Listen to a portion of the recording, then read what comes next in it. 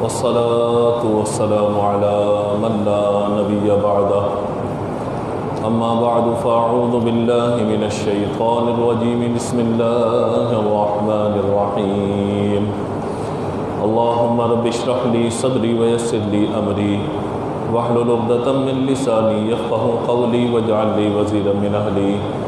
اللهم رب زدنا علما نافعا إن الله وملائكته يصلون على النبي يا أيها الذين آمنوا صلوا عليه وسلموا تسليما اللهم صل على سيدنا ومولانا محمد طب القلوب ودوائها وعافية الأبدان وشفائها ونور الأبصار وضيائها وعلى آله وصحبه وبارك وسلم دائما أبدا يا رب بالمصطفى بلغ مقاصدنا واغفر لنا ما مضى يا واسع الكرم مولاي صل وسلم دائما أبدا على حبيبك خير الخلق كلهم. حمد و صلاۃ کے بعد آج سورہ الم نشرح کا ترجمہ اور تفسیر انشاءاللہ ہم سننے کی سعادت حاصل کریں گے. اس سورہ مبارکہ میں 1 رکوع اور 8 آیات ہیں اور یہ مکی سورہ مبارکہ ہے. اس سورہ مبارکہ کا خلاصہ یا ابتدائیہ یہ ہے کہ حضور اکرم صلی اللہ تعالیٰ علیہ وآلہ وسلم نے اللہ تبارک و تعالیٰ کی بارگاہ میں دیگر انبیاء کرام علیہ السلام کے حوالے سے ذکر کیا کہ تو نے حضرت ابراہیم علیہ السلام کو اپنا خلیل بنایا. اے اللہ تو نے حضرت سلیمان علیہ السلام کے ہاتھ میں لوہے کو نرم فرمایا، ہوا کو ان کا تابع کر دیا، چرند پرند اور ان کی اطاعت کے ساتھ ساتھ چرند پرند ان کی اطاعت کرتے ہیں، یہاں تک کہ ہواؤں پر بھی ان کی حکومت ہے. اسی طرح یہ ساری باتیں آپ نے اللہ تبارک و تعالیٰ کے حضور پیش کی. اللہ رب العزت جل جلالہ نے حضور اکرم صلی اللہ تعالیٰ علیہ وآلہ وسلم کے قلب اطہر پر آنے والے ان خیالات کو اس طرح بیان فرمایا کہ اے محبوب بے شک ہم نے ابراہیم کو اپنا خلیل بنایا، دیگر انبیاء کو معجزات عطا فرمائے، حضرت سلیمان علیہ السلام کو بڑی بادشاہت عطا فرمائی ہے، لیکن اے محبوب ہم نے الم نشرح لک صدرک، آپ کے لیے ہم نے آپ کے سینے کو کشادہ فرما دیا ہے. آپ کا سینہ انتہائی کشادہ ہو گیا ہے، یہاں تک کہ ہم نے آپ کو اپنے محبوبیت کے مقام پر فائز فرما دیا. یعنی خلیل ہونا اور ہے، محبوب ہونا اور ہے. نبی مکرم صلی اللہ تعالیٰ علیہ وآلہ وسلم کو اللہ تبارک و تعالیٰ نے مقام محبوبیت سے سرفراز فرمایا اور اس کا ظہور اللہ تبارک و تعالیٰ نے واقعہ معراج میں فرمایا کہ یہاں تک فرما دیا گیا کہ اللہ تبارک و تعالیٰ نے اپنے محبوب کو اپنا ایسا قرب خاص عطا فرمایا کہ یہاں تک کہ جس طریقے سے 2 کمانیں آپس میں مل جاتی ہیں، کمان سے کمان مل جانا، فرمایا ہم نے اس سے بھی زیادہ آپ کو قرب عطا فرمایا. یہ قرب جسمانی اعتبار سے نہیں ہے، یعنی کوئی ایسا نہیں کہ ایک جسم سے دوسرا جسم ٹکرا جائے یا مل جائے، بلکہ اللہ تعالیٰ نے جو مقام آپ کو عطا فرمایا اس مقام کی وضاحت کے لیے اللہ تبارک و تعالیٰ نے اس بات کو بیان فرمایا کہ ہم نے آپ کو یہ مقام عطا فرمایا. اور جہاں تک حکومت و سلطنت کی بات ہے تو ہم نے حضرت سلیمان علیہ السلام کو چند چیزوں پر حکومت بخشی تھی کہ ہوا ان کے تابع تھی، جنات ان کے تابع تھے، چرند پرند ان کے تابع تھے. اے محبوب آپ کی شان تو یہ ہے کہ ہم نے آپ کے لیے ساری کائنات کو تخلیق فرمایا یا آپ کی وجہ سے ساری کائنات کو تخلیق فرمایا. یعنی باقی انبیاء کو تو اس کائنات میں سے چند چیزوں پر حکومت دی گئی ہے، لیکن محبوب آپ کی شان یہ ہے کہ آپ تو وجہ وجود تخلیق کائنات ہے، تو آپ کی یہ شان ہے. تو یوں اس صورت کا شان نزول علماء نے بیان فرمایا. اور پھر یہ بات بھی خوب ذہن میں رکھیے گا کہ حضرت موسیٰ علیہ السلام اللہ کی بارگاہ میں دعا کرتے ہیں اب دیکھیں کہ تقابل انبیاء کرام علیہم السلام کے درمیان ہم نہیں کر رہے، لیکن وجہ فضیلت کیا ہے کم از کم وہ تو بیان کی جائے گی۔ انبیاء کرام علیہم السلام اللہ تبارک و تعالیٰ کے خاص بندے، ہر نبی کا ادب و احترام ہم پہ لازم ہے، چاہے وہ حضرت آدم علیہ السلام ہو یا میرے آقا علیہ السلام سے قبل تشریف لانے والے حضرت عیسیٰ علیہ السلام ہو، ہر نبی کا ہر رسول کا ہم پر ادب و احترام بولیے لازم ہے۔ کسی بھی ایک نبی کی ادنا سی گستاخی ایمان سے نکال کے کفر میں داخل کر دیتی ہے، لیکن جب فضیلت کی بات ہے اور جو وجہ فضیلت ہے تو آپ یہ دیکھیے کہ حضرت موسیٰ علیہ السلام اللہ تعالیٰ کے بڑے برگزیدہ نبی ہیں، اور قرآن پاک میں سب سے زیادہ آپ ہی کا ذکر بیان ہوا ہے حضرت موسیٰ علیہ السلام کا۔ بہت سارے واقعات ہیں جو انشاءاللہ ہم پھر تفصیل سے بیان کریں گے، تو پھر شاید کئی جمعے ہمیں چاہیے ہوں گے درس کے لیے جو ہم تفصیلاً حضرت موسیٰ علیہ السلام کے واقعات کو بیان کرتے چلے جائیں، تو اور پھر وہ قرآنی واقعات ہوں گی جو انشاءاللہ یا حدیث میں بیان ہوئے وہ انشاءاللہ آپ کی خدمت میں پیش کریں گے۔ تو حضرت موسیٰ علیہ السلام اللہ کی بارگاہ میں دعا کرتے ہیں، کیا دعا کر رہے ہیں؟ رب اشرح لی صدری، یا اللہ میرے سینے کو کشادہ کر دے، میرے لیے میرے سینہ کو کھول دے۔ رب اشرح لی صدری ویسر لی امری، میرے کام کو آسان کر دے۔ واحلل عقدۃ من لسانی، میری زبان کی گرہ کو کھول دے۔ یفقہوا قولی، میرے قول کو آسان کر دے۔ کہاں حضرت موسیٰ علیہ السلام اللہ کی بارگاہ میں دعا کر رہے ہیں، اور پھر اللہ تبارک و تعالیٰ نے ان کی دعا کے بعد ان کی دعا کی قبولیت کو ظاہر فرمایا۔ میرے آقا صلی اللہ تعالیٰ علیہ وآلہ وسلم نے سینہ کشادہ کرنے کی یا سینہ کھولنے کی اللہ کی بارگاہ میں دعا نہیں کی، اللہ تعالیٰ نے خود فرمایا الم نشرح لک صدرک، اے محبوب ہم نے آپ کے سینے کو آپ کے لیے کشادہ نہیں فرما دیا۔ کہاں؟ اللہ کی بارگاہ میں دعا کر کے عرض کر کے اور پھر سینے کی کشادگی کو طلب کیا جا رہا ہے، اور جہاں پر مقام محبوبیت ہے وہاں حضور عرض نہیں کرتے اللہ کی بارگاہ میں، اللہ تعالیٰ خود فرماتے ہیں محبوب ہم نے آپ کے سینے کو کشادہ نہیں فرما دیا، یہ مقام محبوبیت ہے۔ اگلی آیت میں فرمایا وَوَضَعْنَا عَنْكَ وِزْرَكَ الَّذِي أَنْقَضَ ظَهْرَكَ، اور ہم نے آپ پر سے اس بوجھ کو اتار دیا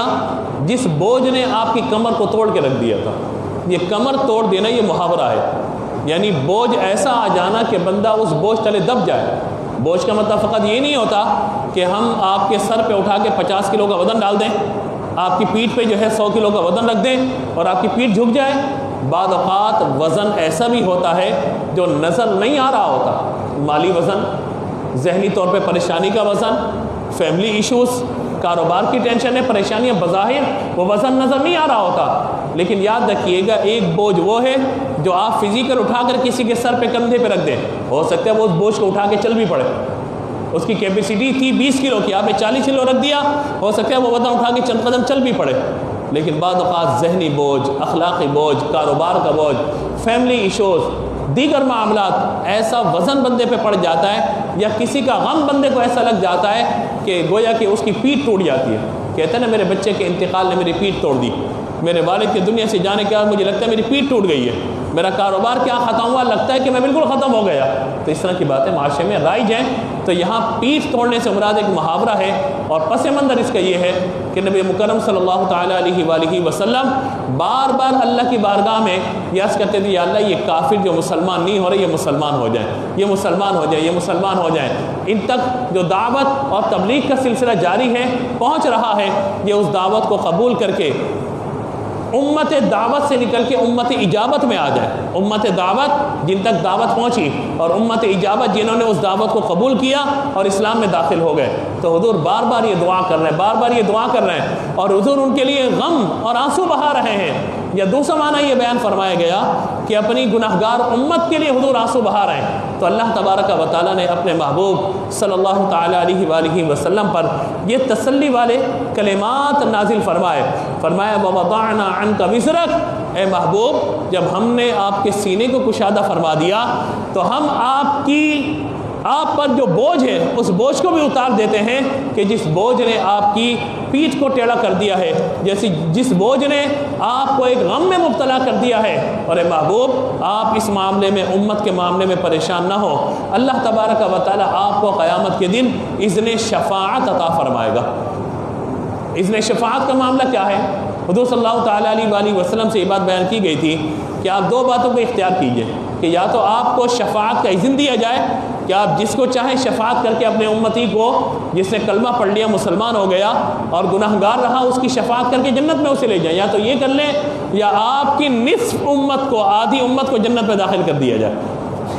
آپشن دیا حضور اکرم صلی اللہ تعالیٰ علیہ وآلہ وسلم کو، یہ اختیار دیا گیا میرے آقا صلی اللہ تعالیٰ علیہ وآلہ وسلم کو، یہ اذن دیا گیا نبی مکرم صلی اللہ تعالیٰ علیہ وآلہ وسلم کو کہ جس میں آپ کی رضا ہو، جس میں آپ کی مرضی ہو، آپ وہ اختیار کیجئے۔ ایسے ہی تو نہیں لکھ دیا گیا نا کہ خدا کی رضا مصطفیٰ چاہتے ہیں اور خدا مصطفیٰ کی رضا چاہتا ہے،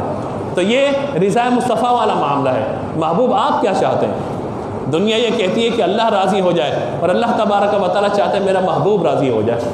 کس معاملے میں؟ اللہ سے تو راضی ہیں ہی محبوب، امت کے معاملے میں محبوب کریم صلی اللہ تعالیٰ علیہ وآلہ وسلم اپنے رب تبارک و تعالیٰ کی بارگاہ میں جو عرض کریں، اللہ تبارک و تعالیٰ محبوب کی اس عرض کو درجہ قبولیت، شرف قبولیت عطا فرما دے۔ یہ بات ہے۔ تو اللہ تعالیٰ نے فرمایا محبوب آپ چاہیں تو آپ کی آدھی امت کو جنت میں داخل کر دیا جائے، اور آدھی امت کا معاملہ پھر ہمارے حوالے ہو جائے، ہم جو فیصلہ کریں اس کے بارے میں۔ حضور نے عرض کیا ربی حبلی امتی، ربی حبلی امتی، ربی حبلی امتی کا معنی یہ یا اللہ میری امت کا معاملہ حبلی میرے حوالے کر دے، میں اپنی امت کے بارے میں پھر جو قیامت کے دن کروں تو کروں، فیصلہ بے شک تو نے فرمانا ہے، جنت میں تو نے داخل فرمانا ہے، لیکن یا اللہ میں چاہتا ہوں میری امت کا معاملہ میرے سپرد ہو جائے، میرے حوالے ہو جائے۔ رب حبلی امتی کہتے ہوئے پیدا ہوئے، سلام میں شعر پڑھتے ہیں، تو یہ رب حبلی کا معاملہ یعنی اللہ تعالیٰ نے فرمایا کہ محبوب آپ کا اختیار ہے، آپ جو چاہیں تو اس معاملے کو یوں کر لیجئے کہ آدھی امت کو جنت میں داخل کر دیا جائے، اور آدھی امت کا معاملہ پھر ہم جو چاہے فیصلہ کریں۔ تو حضور اکرم صلی اللہ تعالیٰ علیہ وآلہ وسلم نے اللہ کی بارگاہ میں عرض کیا ربی حبلی امتی، یا اللہ میری امت کا معاملہ تو میرے حوالے کر دے، میرے حوالے کر دے۔ اور جب حضور کے حوالے تو فرمایا کہ ہم نے محبوب آپ کو اذن شفاعت عطا فرما دیا۔ اذن شفاعت کا مطلب یہ ہے حضور جس کی چاہیں گے قیامت کے دن شفاعت فرما کر اسے جنت میں داخل فرما دیں گے۔ تو مجھ جیسے گناہ گار کی بھی بنائے گی، پھر اللہ ایمان سلامت رکھے۔ تو جو گناہ گار بھی ایمان کے ساتھ دنیا سے چلا گیا تو اس کے لیے اللہ کی رحمت بصورت شفاعت مصطفیٰ قیامت میں نصیب ہو جائے گی۔ رحمت اللہ کی ہے، شفاعت پیارے مصطفیٰ کی ہے، رحمت اللہ تبارک و تعالیٰ کی، لیکن حضور جس کی شفاعت فرمائیں گے اللہ تعالیٰ اسے جنت میں داخل فرما دے گا۔ اور فقط یہ معاملہ یہیں تک نہیں رکے گا، بلکہ اللہ تبارک و تعالیٰ کی عطا سے اذن شفاعت حضور اکرم صلی اللہ تعالیٰ علیہ وآلہ وسلم کو نہ صرف حضور تک بلکہ حضور کی عطا سے پھر یہ دیگر انبیاء کو اذن شفاعت، اور نہ صرف وہاں تک بلکہ فرمایا کہ میری امت میں جو قرآن کا حافظ ہو گیا، قرآن کا حافظ ہو گیا، قاری ہو گیا، قرآن پر عمل کرنے والا ہو گیا، اپنے خاندان کے ایسے 10 افراد کہ جن پہ جہنم واجب ہو چکا تھا ان کی شفاعت کر کے ان کو جنت میں داخل کرے گا۔ آپ کی آواز بڑی کم آئی ہے، مجھے مزہ نہیں آ رہا۔ کتنے افراد بولیے؟ 10 افراد، 10 افراد کی شفاعت کرے گا۔ ہم یہ بات سنتے ہیں، مدارس میں لکھی ہوتی ہے، کتابوں میں پڑھ لیتے ہیں، حدیث کو سن لیتے ہیں، کبھی غور کیا کہ میدان محشر میں جسے قرآن نے کہا کہ یوم یفر المرء من اخیہ و امہ و ابیہ، نہ باپ اور ماں ایک دوسرے کو جانیں گے، یعنی باپ اور ماں اولاد کے معاملے میں، اولاد ماں باپ کے معاملے میں، شوہر بیوی سے، بیوی شوہر سے، ایک دوسرے سے بھاگتے ہوں گے سب۔ وہاں پر اگر ایک شخص حافظ قرآن کھڑا ہو جائے، ایک بچہ حافظ قرآن کھڑا ہو جائے، کہے کہ امی آپ جائیں جنت میں، ابو آپ جائیں جنت میں، بھائی آپ جائیں جنت میں، باجی آپ جائیں جنت میں، ماموں آ جائے، ماموں تنگ تو کیا تھا لیکن چلیے آپ بھی جائیے جنت میں، چچا آپ نے بڑی پٹائی لگائی تھی لیکن جائیے جنت میں۔ اگر اللہ اکبر وہ کھڑا ہو جائے اور 10 افراد کی جن پر جہنم کا حکم ہو چکا ہے، جہنم میں جا رہے ہیں، ان کی ایک ایک کر کے وہ شفاعت کر کے انہیں جنت میں داخل کرے، بتائیے حافظ قرآن کو اس سے بڑا کیا مقام چاہیے قیامت کے دن؟ اگر میں اس مجمع عام میں کسی کو عرض کروں کہ یہاں پہ کھڑے ہو جائیے، 10 افراد نکالیے جناب ان کو عمرے کے ٹکٹ دیے جائیں گے، تو آپ یہ دیکھیے نا کہ وہ پھر ہر بندہ چاہے گا کہ مجھے عمرے کا ٹکٹ مل جائے، ہر بندہ چاہے گا مجھے حج کا معاملہ ہو جائے، ہر بندہ چاہے گا مجھے جناب تحفہ مل جائے۔ تو اگر پورے مجمع عام سے یہ 500-600 افراد میں سے اگر یہاں سے 8-10 افراد کو نکال لیا جائے جن کا بظاہر کوئی ذریعہ کوئی سبب نہ ہو جانے کا حج یا عمرے کا، بتائیے ان کی خوشی کا عالم کیا ہوگا۔ ہر بندہ چاہے گا میرا نام آ جائے، میرا نام آ جائے، میرا نام آ جائے۔ تو اپنے بچوں کو قرآن کا حافظ بنائیے۔ آج بظاہر لگتا ہے کہ حافظ قرآن کی کیا ویلیو، کیا مقام، کیا عزت، اللہ اکبر، قیامت کے دن آپ کے علم میں آئے گا کہ یہ بچہ جس پر ہم نے 3-4 سال محنت کر کے قرآن کا حافظ بنایا تھا، باقی بچوں نے تو ہمیں کچھ دیا یا نہیں دیا، یا دیا بھی تو دنیاوی طور پہ دیا، یہ جو حافظ قرآن بچہ یا حافظ قرآن بچی ہے یہ شفاعت کرے گی خاندان کے اس افراد کی کہ جن پر جہنم واجب ہو چکا تھا وہ جہنم میں جا رہے ہوں گے، یہ حافظ قرآن آگے بڑھ کے سب کو جنت میں داخل کر دے گا۔ بتائیے کتنا بڑا مقام اللہ عطا فرمائے گا، کتنا بڑا مقام ہے۔ اور اگر اللہ توفیق دے کوئی اگر حج کی سعادت حاصل کر لے تو بعض روایت کے مطابق 100، بعض روایت کے مطابق 40 افراد کو جنت میں داخل کرے گا۔ کسی کے نابالغ بچے اگر انتقال کر گئے، چھوٹے کچی عمر میں انتقال کر گئے، یہاں تک کہ کچا بچہ کسی عورت کا گر گیا، فرمایا وہ بچے قیامت کے ان کے شفیع بن جائیں گے۔ تو یہ سب صدقہ ہے میرے آقا علیہ الصلوۃ والسلام کو۔ اور کوئی عالم بن گیا، عالم باعمل ہوا تو کہا کہ سب کو جنت میں جانے دیا جائے گا، انہیں روک دیا جائے گا۔ وہ کہیں گے یا اللہ ہمیں کیوں روک دیا گیا؟ کہا جائے گا تمہیں اس لیے روکا ہے کہ تم آج اس مقام پر ہو ایمان کی وجہ سے، علم کی وجہ سے، کہ تم جس کی طرف اشارہ کرو گے، شفاعت کرو گے، اس کی جنت میں دخول کا سلسلہ ہو جائے گا۔ تو کہا جاتا ہے ایک ایک بندہ آگے بڑھے گا، یہاں تک کہ اگر کسی نے اسے پانی پلایا ہوگا ایک گھونٹ، وہ کہے گا میں نے آپ کو پانی پلایا تھا۔ یہاں تک حدیث میں بیان ہوا کہ کسی نے طہارت کے لیے اسے ڈھیلا یا پانی پیش کر دیا ہوگا، بہت چھوٹی سی بات ہے یہ، لیکن فرمایا اس وجہ سے بھی اللہ تبارک و تعالیٰ کہے گا شفاعت کرتے ہو، کرو شفاعت، اس کو جنت میں داخل کرو۔ تو حافظ قرآن کا، حاجی کا مقام اپنے جگہ پر، لیکن جو عالم ہے پھر اس کا مقام بلند ہو جاتا ہے۔ اللہ تعالیٰ ہمیں ان لوگوں میں شامل فرمائے کہ جو قیامت کے دن جنت میں داخل ہونے والے ہیں، اور اللہ تعالیٰ میں جہنمی ہونے سے محفوظ فرمائے۔ یہ سب کا سب موقوف ہے ایمان کی سلامتی پر۔ ہم اپنی دعاؤں میں ایمان کی سلامتی مانگیں، یا اللہ میرا ایمان سلامت رکھ، موت کے وقت اگر ایمان سلامت ہے سب کچھ میرا اور آپ کا باقی رہ جائے گا، اور اگر خدا نخواستہ کفر میں موت ہو گئی، جیسا فرمایا کہ سود کا لین دین کرنے والا ہو سکتا ہے کفر میں مرے، زناکار کفر میں مرے، اسی طریقے سے ڈکیت ہے، لوگوں کو تکلیفیں دینے والا، لوگوں کی ایذا رسانی کرنے والا، یعنی ایذا پہنچانے والا، تکلیفیں دینے والا، مسلمانوں پہ ظلم و ستم کرنے والا، کہا گیا کہ ان پر خوف ہے، اور آذان کا احترام نہ کرنے والا، فرمایا ان پر خوف ہے کہ کہیں ایسا نہ ہو کہ یہ ایمان سے نکل کے کفر میں داخل ہو جائیں۔ اللہ تعالیٰ ہمارے ایمان کو سلامت رکھے اور ایمان میں ہماری برکتیں عطا فرمائے۔ تو اس نے شفاعت اللہ تعالیٰ اپنے محبوب کو عطا فرمائے گا۔ آیت نمبر 4 میں فرمایا وَرَفَعْنَا لَكَ ذِكْرَكَ، یہ سارے مقام تو عطا فرمائے، لیکن محبوب اصل مقام یہ ہے وَرَفَعْنَا لَكَ ذِكْرَكَ۔ آپ یہ کہتے ہیں کہ ہم نے ابراہیم کو اپنا خلیل بنایا، ہم نے سلیمان کو بادشاہت عطا فرمائی، آپ کی شان یہ ہے وَرَفَعْنَا لَكَ ذِكْرَكَ، اے محبوب ہم نے کسی اور کے لیے نہیں، آپ کی خاطر آپ کے ذکر کو بلند فرما دیا۔ اور کیا ہے؟ حضرت جبریل امین علیہ الصلوۃ والسلام سے حضور نے پوچھا تھا کہ اے جبریل اس آیت کا معنی کیا ہے؟ تو انہوں نے کہا تھا اذا ذکرت ذکرت معی، اللہ تعالیٰ نے فرمایا کہ جہاں میرا نام لیا جائے گا، میرا ذکر ہوگا، وہاں پر آپ کا ذکر بھی کیا جائے گا۔ آپ اذان، نماز، خطبہ ہر جگہ پہ دیکھ لیجئے جہاں پر اللہ تبارک و تعالیٰ کا نام نامی اسم گرامی آتا ہے، وہاں محبوب کریم علیہ الصلوۃ والسلام کا نام بھی موجود ہوتا ہے۔ گویا کہ کلمہ ہو، نماز ہو، آذان ہو، اقامت ہو، کسی بھی جگہ پہ آپ دیکھیے کہ حضور اکرم صلی اللہ تعالیٰ علیہ وآلہ وسلم کا ذکر آپ کو ہر جگہ پہ بلند نظر آئے گا۔ اور یہاں تک علماء نے فرمایا کہ جنتی تو جنت میں حضور کا ذکر کریں گے کہ حضور کی برکت سے آج اللہ نے ہمیں جنت عطا فرما دی، لیکن کہا کہ جہنم میں بھی کچھ لوگ حضور کا نام لے رہے ہوں گے کہ ہم نے اگر حضور کی اطاعت کی ہوتی تو آج اللہ تعالیٰ ہمیں بھی جنت میں داخل فرما دیتا۔ ذکر کرنے میں فرق ہے، کوئی مجبور ہو کے کر رہا ہے، کوئی مسرور ہو کے کر رہا ہے، تو یہ ذکر تو ہوگا، حضور صلی اللہ تعالیٰ علیہ وآلہ وسلم کا ہے ذکر تو ہوگا۔ اور یہ ایسا نہیں کہ کسی کتاب میں نہیں لکھا، ہر کتاب میں لکھا ہوا ہے، قرآن میں لکھا ہوا ہے کہ ذکر ہوتا رہے گا محبوب کریم علیہ الصلوۃ والتسلیم کا۔ لیکن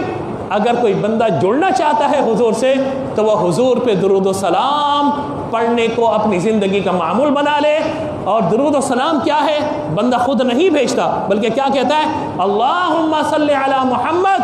اے اللہ اپنے محبوب علیہ الصلوۃ والسلام پر، ان کی آل، ان کے اصحاب پر رحمت نازل فرما، درود نازل فرما۔ یعنی ہم بھی اللہ کی بارگاہ میں یہ دعا کر رہے ہوتے ہیں یا اللہ اپنے محبوب پہ درود کو نازل فرما۔ ہماری زبان تو اس قابل نہیں کہ ہم براہ راست بھیج سکیں، ہم اللہ کی بارگاہ میں عرض کرتے ہیں، اور اللہ تبارک و تعالیٰ اپنے شایان شان اپنے محبوب پر رحمت نازل فرماتا ہے۔ اور جب اپنے محبوب پہ رحمت نازل فرماتا ہے تو کیا پڑھنے والے کو کچھ نہیں ملتا؟ فرمایا جو ایک مرتبہ پڑھتا ہے اللہ اس پر 10 رحمتیں نازل فرماتا ہے، جو 10 مرتبہ پڑھے اس پر 100 رحمتیں ہیں، اور جو 100 مرتبہ پڑھے اللہ تبارک و تعالیٰ اس پر 1000 رحمتیں نازل فرماتا ہے۔ یہ سب کیا ہے؟ حضور کے ذکر کی برکت ہے۔ نعت پڑھنا بھی حضور کا ذکر، حضور کے صحابہ کا ذکر کرنا یہ بھی حضور کا ذکر، حضور صلی اللہ تعالیٰ علیہ وآلہ وسلم کے اہل بیت کا ذکر کرنا یہ بھی حضور کا ذکر ہے۔ اور یاد رکھیے گا ان تمام اذکار کو اگر ملا لیا جائے تو حضور کا ذکر کرنا یہ بھی اصل میں اللہ ہی کا ذکر کرنا ہے، کیونکہ نعمت کی تعریف یا نعمت کی قدر کرنا یہ نعمت کے بنانے والے کی قدر ہے۔ مثال کے طور پہ میں کہوں کہ مائک بہت اچھا چل رہا ہے، مائک تو اپنی جگہ خوش ہے، لیکن اس مائک کو جس نے بنایا وہ بڑا خوش ہوگا، میرے مائک کی تعریف ہو رہی ہے۔ میں کہوں بھائی بڑا اچھا پینٹ کیا ہے، دروازے بڑے اچھے لگائے ہیں، تو کارپینٹر جو یہاں موجود ہوگا یا کلر کرنے والا رنگ ساز یہاں موجود ہوگا، تو اس کلر پہ دروازے پر تو کوئی فرق نہیں پڑ رہا، لیکن جس نے یہ کام کیا ہے بولیے نا خوش ہوتا ہے۔ تو چیز کی تعریف چیز کے بنانے والے کی تعریف ہوتی ہے۔ اسی طریقے سے حضور کا ذکر کرنا اصل میں یہ اللہ ہی کا ذکر کرنا ہے کہ اللہ نے محبوب کو وہ مقام و مرتبہ عطا فرمایا، تو فرمایا کہ وَرَفَعْنَا لَكَ ذِكْرَكَ، اے محبوب ہم نے آپ کے لیے آپ کے ذکر کو بلند فرمایا۔ اور نہ صرف یہ کہ یہاں تک بلکہ فرمایا عَسَىٰ أَن يَبْعَثَكَ رَبُّكَ مَقَامًا مَحْمُودًا، قیامت کے دن اللہ تبارک و تعالیٰ آپ کو وہ مقام محمود عطا فرمائے گا جہاں اولین و آخرین سب جمع ہوں گے، حضور مدح کی کرسی میں تشریف فرما ہوں گے اور سب کے سب حضور کی تعریف بیان کر رہے ہوں گے۔ آج تو چند لوگ کرتے ہیں نا، محفل کر کے جلسہ کر کے گھر میں میلاد کی محفل کر کے چند لوگ کر رہے ہوتے ہیں۔ میدان محشر میں اللہ تعالیٰ تمام مخلوقات کے سامنے اپنے محبوب کے ذکر کو بلند فرمائے گا، اور مقام محمود یہ وہ جگہ ہے جہاں پر اولین و آخرین سب جمع ہو کر حضور کا ذکر کریں گے، کیونکہ اللہ کے علم ہے کسے جنت میں جانا کسے جہنم میں جانا ہے، اللہ کے علم ہے کس کا حساب لینا کس کا نہیں لینا۔ تو فقط اتنا سبب ہے انعقاد بزم محشر کا کہ ان کی شان محبوبی دکھائی جانے والی ہے۔ میدان محشر فقط حضور صلی اللہ تعالیٰ علیہ وآلہ وسلم کی عزت کو بڑھانے کے لیے جو ہے وہ اللہ تبارک و تعالیٰ نے مقام رکھا ہے، کہ تاکہ کفار کو یہ معلوم ہو جائے کہ ہم نے ایمان قبول نہیں کیا تو ہم جہنم میں جا رہے ہیں، اور مسلمانوں کو یہ معلوم ہو جائے کہ ہم حضور پر ایمان لائے تھے، کلمہ پڑھا تھا، آج اللہ تعالیٰ نے حضور کی وجہ سے ہمیں جنت عطا فرما دی ہے۔ تو یہ سارا معاملہ اگلی آیت میں فرمایا فَإِنَّ مَعَ الْعُسْرِ يُسْرًا إِنَّ مَعَ الْعُسْرِ يُسْرًا، بے شک دشواری ہے پھر آسانی ہے، بے شک دشواری ہے پھر آسانی ہے۔ یاد رکھیے گا آج ہم اور آپ اپنی زندگی کو دیکھیں تو ایک اسٹرگل ہے، ایک محنت ہے، ایک پیچھے بہت بڑی زندگی گزار کے ہم یہاں تک پہنچے۔ کیا ہے؟ پہلے مشکلات تھی، اللہ نے آسانی فرما دی۔ یاد رکھیے جو بھی مشکل آئے گی اس کے ساتھ آسانی جڑی ہوئی ہوگی، جس طرح جو بیماری آتی ہے اس کے ساتھ شفا کا معاملہ ہوتا ہے۔ دوا تک ہم 1 سال میں پہنچے، 2 سال میں پہنچے، ویکسینیشن تک 3 سال میں پہنچے، لیکن اس دوا کے ساتھ ساتھ لِكُلِّ دَاءٍ دوا، حدیث میں فرمایا گیا کہ ہر بیماری کی دوا اللہ نے نازل فرمائی ہے، لیکن اس دوائی تک ہم پہنچ پاتے نہیں پہنچ پاتے، یہ ہماری اپنی ریسرچ اور ہمارا اپنا معاملہ ہے، لیکن جو بیماری آئی ہے اس کی دوا بھی اللہ نے نازل فرمائی ہے۔ کوئی بھی مسئلہ علاج نہیں، لیکن ہم نہ پہنچ پائیں الگ بات ہے۔ اسی طرح جو بھی پریشانی آتی ہے، جو بھی مشکل آتی ہے، آپ اپنے آپ کو مشکل سے نکالنے کے لیے کوشش کیجئے، اللہ تعالیٰ اس کے ساتھ آپ کو آسانی عطا فرما دے گا۔ ہر مشکل کے ساتھ آسانی ہے۔ سرکار غوث پاک رحمۃ اللہ تعالیٰ علیہ فرماتے ہیں جب میں مجاہدات اور ریاضات میں تھا تو مجھ پر جب مشکلات آتی میں زمین پہ لیٹ جاتا تھا اور لیٹ کر یہی دعایت پڑھتا تھا فَإِنَّ مَعَ الْعُسْرِ يُسْرًا إِنَّ مَعَ الْعُسْرِ يُسْرًا، بے شک مشکل کے ساتھ آسانی، تنگی کے ساتھ آسانی، دشواری کے ساتھ آسانی۔ کہتے ہیں میں وٹ کرتا تھا، اللہ تبارک و تعالیٰ میری مشکل کو آسان فرما دیتا تھا۔ اس لیے علماء نے لکھا ہے کہ اگر کسی کو کوئی مشکل اور حل ہونے میں نہ آ رہی ہو تو وہ ان 2 آیات کی تکرار کرے، فَإِنَّ مَعَ الْعُسْرِ يُسْرًا إِنَّ مَعَ الْعُسْرِ يُسْرًا، اللہ تعالیٰ اس کے دل میں اطمینان اور یقین کو داخل فرما دے گا۔ اور یہ ان آیات کا معاملہ یہ ہے کہ حضور اکرم صلی اللہ تعالیٰ علیہ وآلہ وسلم جب کفار سے برسر پیکار ہوتے تھے، مشکلات ہوتی تھی، پریشانیاں ہوتی تھیں، زندہ رہنا آپ کا مشکل کر دیا گیا، حضور کا جینا مشکل کر دیا گیا، حضور نے ہجرت فرمائی، مکہ سے مدینے آ گئے، پھر جنگیں مسلط کی گئیں۔ تو جب یہ سارے معاملات تھے تو اللہ تبارک و تعالیٰ نے اس سورہ مبارکہ میں ان 2 آیات کو نازل فرمایا، اے محبوب آپ غم نہ کیجئے، پریشان نہ ہوئیے، مشکلات کا وقت گزر گیا، اب اللہ تبارک و تعالیٰ آپ کو آسانی عطا فرما دے گا۔ اگلی آیات کے اندر آخری 2 آیات ہیں، آیت نمبر 7 اور 8، فَإِذَا فَرَغْتَ فَانْصَبْ وَإِلَىٰ رَبِّكَ فَارْغَب، اور جب تم نماز سے فارغ ہو جاؤ تو خوب دعا میں کوشش کرو، وَإِلَىٰ رَبِّكَ فَارْغَب، اور اپنے رب کی طرف رغبت رکھو۔ یہاں سے معلوم ہوتا ہے کہ جب بندہ نماز سے فارغ ہو جائے تو اللہ کی بارگاہ میں دعا کرنی چاہیے۔ ہمارے یہاں الحمدللہ یہ ہوتا ہے